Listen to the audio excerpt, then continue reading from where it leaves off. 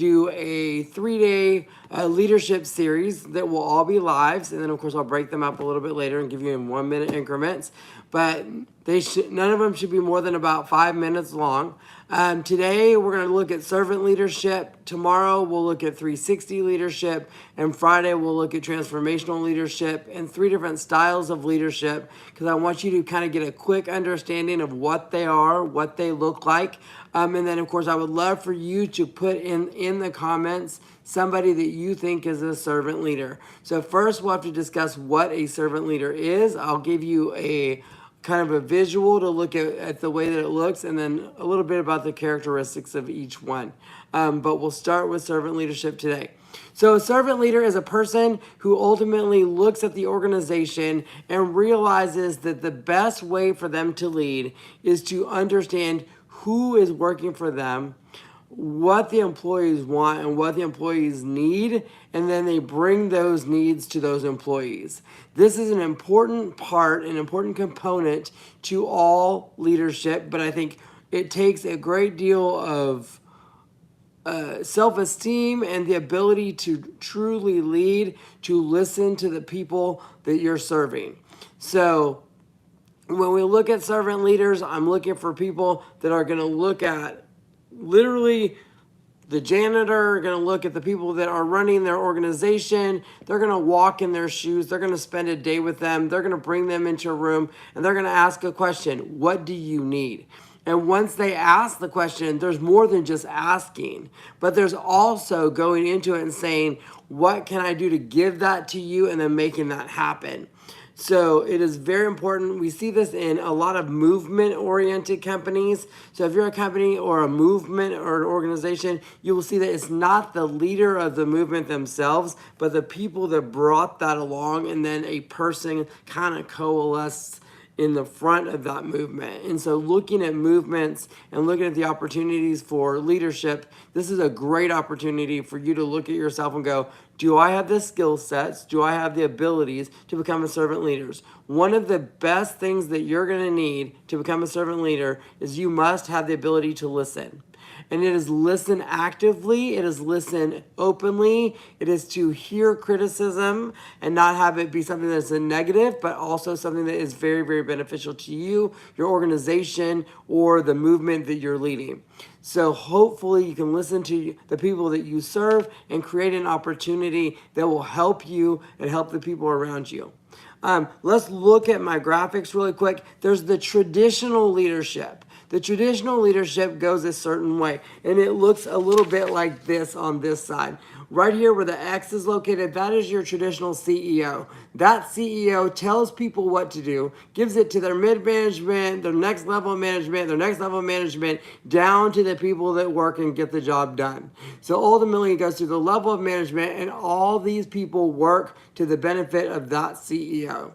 So that CEO wants to look good. That CEO wants to make sure their profits and losses are taken care of, because, of course, it's about profits and losses at that point. So their whole mindset is to get all those people to work in tandem and to kind of make them the most amount of money, power, whatever it is that they're doing. So that is a traditional mindset of business, particularly here in the United States. We see this a little bit different in other places, and so it is a unique and somewhat uniquely capitalistic system, so just to be aware of that.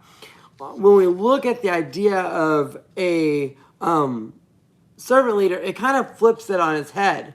Notice the leaders down here, and you're like, wait a minute. That doesn't make any sense, particularly in our system, because it's not the way the system was set up. But ultimately what it does is it says we're going to start with our workers, the very, basic people that are doing the work, and we're going to start asking them questions, and we're going to start getting information and gleaning things from them, things that work, things that don't, and we're going to make that narrower and narrower. It's going to go to the next level of management, supervisors, then it's going to go to the first level of management, the second level of management, and then by the time it gets to the CEO already, one, should have an idea of what's coming, because it's coming through all of their people, and they should have communication from that group. But then also, they will then know what they want, what they need, and ultimately, that CEO then can execute that. If these employees have a say, if these employees have an opportunity to be a part of the planning, part of the implementation, part of the marketing, part of everything that goes with it, then guess what? When you ask them to work, when you ask them to stay, when you ask them to get the job done, they're more than happy to do that because they've been involved in that process. If they choose not to stay after that, then you have an employee who doesn't believe in the organization. At that point, it is good for them to not be there. Where on this side, if you're dictating to them what they're going to do, you get a lot of grumbling. You get a lot of people saying, well, they're just trying to tell me what to do. And you get a lot of people that are like, well, this doesn't make any sense. I don't like this. And then they change their mind and they go somewhere else. So we do see, and you might argue, and the argument could be made, you might need a little bit of a balance. That in a crisis, you need a top-down CEO that can make a decision and make it happen. Yet at the same time, when it comes to fomenting community and organization and creating the best company, you can see that the servant leaders will actually do a better job. And so hopefully you can look at this servant leadership and say, hey, what can I take from this? What can I glean from this and make it a better person? What other ways do they need to be? They need to be open at communication. They need to be able to negotiate. They need to be able to listen. They need to be able to be flexible. So being a servant leader is not easy. Being a servant leader requires a lot of empathy, finesse. You have to truly be an outside people person. You really need to be able to put groups together and bring them together and have good group dynamics. So you need all kinds of people to come into that group. You also need to be able to listen to opinions that you don't like, which is very important as well. Where on the other side, on the traditional side, you don't have to do that. You can tell them what to do, and ultimately they're going to do it. Well, because if they want a paycheck, that's the way it is.